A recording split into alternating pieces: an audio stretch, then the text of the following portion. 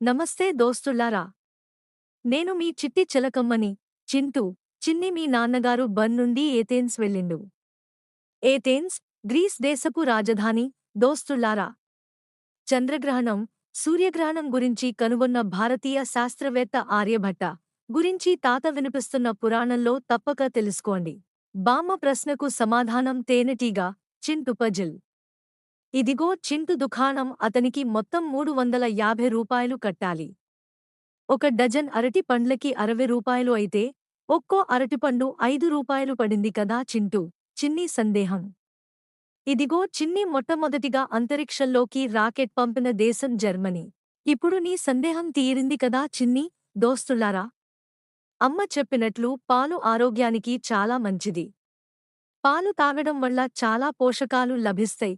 మరి ఉంటాను దోస్తులారా. వచ్చే వారం మళ్ళీ కలుద్దాం.